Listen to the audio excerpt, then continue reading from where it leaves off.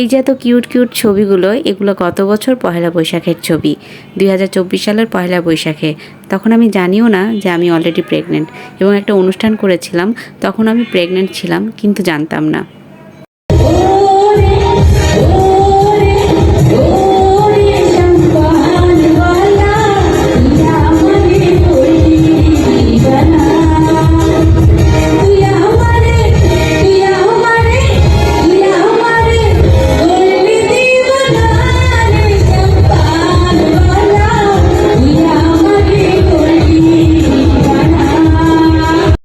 এই অনুষ্ঠানটি শেষেও বাংলাদেশ ব্যাংক আয়োজিত আরেকটি অনুষ্ঠানে আমি উপস্থাপনা করেছিলাম, তখনও জানতাম না যে আমি প্রেগনেন্ট ছিলাম।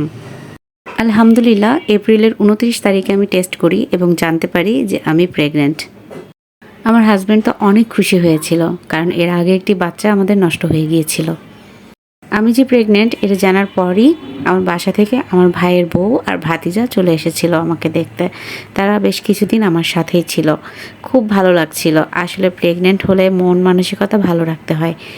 আমি সারাক্ষণ আমার ভাতিজাকে দেখেছি আর আমার মনটা ভালো হয়ে গিয়েছিল। টুকটাক অফিস করেছি আর এসে ভাতিজাকে দেখেছি। হ্যালো এভরিওয়ান, আমি নাসরিন রুনা চলে এসেছি নতুন একটি ভিডিও নিয়ে। এই ভিডিওতে আমি দেখাবো গত বছরের এপ্রিল থেকে এই বছরের এপ্রিল পর্যন্ত আমার সময় কিভাবে কাটিয়েছি, মানে আমার প্রেগন্যান্সি সময়টা আমি কিভাবে কাটিয়েছি।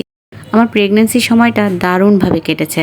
যেমন বাসায় সাপোর্ট পেয়েছি, তেমন আমার অফিসের কলিগরা আমাকে অনেক অনেক হেল্প করেছে, যেটা আমি জীবনেও ভুলবো না। আর বাসার কথা আর কি বলবো, একের পর এক আমার খালা, মামি, মা, ভাই বউ সবাই এসেছে আমাকে হেল্প করতে। আমাকে কোনো কাজই করতে হয়নি। সাতশা অনুষ্ঠান করার আমার খুব শখ ছিল, সেই শখটাও পূরণ করেছে আমার পরিবার। 29 অক্টোবর আমার হাজব্যান্ডের জন্মদিন ছিল, ওই দিনই আমার এই স্বাদের প্রোগ্রামটা করি। আমাকে সবাই অনেক বেশি ভালোবাসে, তাই ছোট ছোট আবদারগুলো তারা পূরণ করে। এত এত রান্নাবান্না, পিঠা, পায়েস সবাই তারা অনেক কষ্ট করে করেছে। এরপরে 8 মাসের জার্নিটা শুরু হয়ে যায়।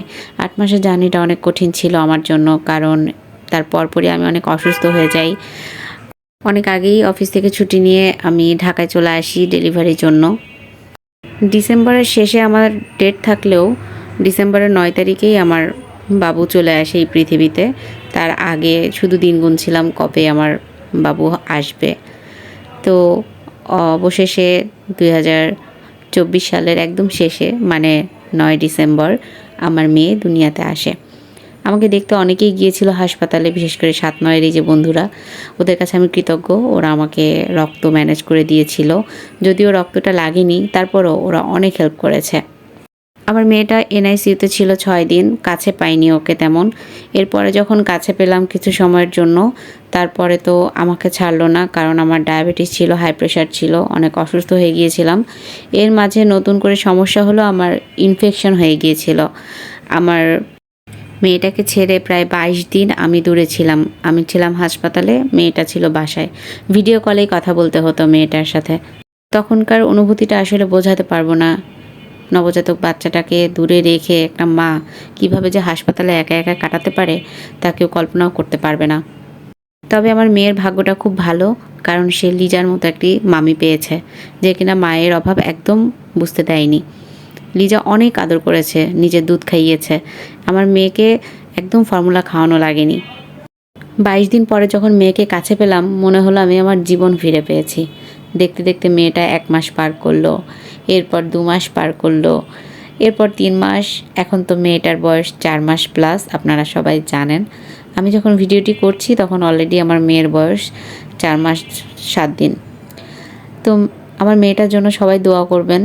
আমি তো সবসময় আমার মেয়ের আপডেট ফেসবুকে দেই। বেশ কিছুদিন ধরে ভাবছিলাম যে আমার প্রেগনেন্সি জার্নিটা সবার সাথে শেয়ার করি। তো আজকে এই ভিডিওটা বানালাম যে আমার ফুল প্রেগনেন্সিটা কেমন ছিল। আসলে 2024 সালের পহেলা বৈশাখে আমি দেখতে কেমন ছিলাম, আর এই পহেলা বৈশাখে আমি দেখতে কেমন হয়েছি, নিজেকে চিনতে পারছি না। এত পরিবর্তন। আসলে মা হলে মানুষের অনেক পরিবর্তন হয়। মা হলে আর সেই আগের মতো সৌন্দর্য থাকে না, কিন্তু মা হওয়ার পরে যে নতুন করে সৌন্দর্য আসে, সেটা আসলে কোনোভাবেই কোনো কিছুর সাথেই তুলনা করা যায় না। এত কষ্ট, এত ত্যাগ, তারপরও বাচ্চার মুখের দিকে তাকালে যেন সব কষ্ট দূর হয়ে যায়। প্রায় 5 মাস হয়ে গেল ঢাকায় আছি। এই মাসে চলে যাব ঢাকা ছেড়ে। ভাবতেই কেমন লাগছে। এত তাড়াতাড়ি কিভাবে যে সময় চলে গেল টেরই পেলাম না। আমার লক্ষ্মী মেয়েটার জন্য সবাই অনেক অনেক দোয়া করবেন। দুঃসময়ে মা পাশে না থাকলে অনেক কষ্ট হতো। মা ছিল বলেই জার্নিটা সহজ হয়েছিল। আজকের মতো এই ছিল আমার ভিডিও। তো সবাই আমার মেয়ের জন্য অনেক দোয়া করবেন। আমার মেয়ে, আমার ভাতিজা এবং আমার জন্য, আমার পরিবারের জন্য। সবাই ভালো থাকবেন। আজকের মতো আমি আমার ভিডিওটি এখানেই শেষ করছি। আল্লাহ হাফেজ।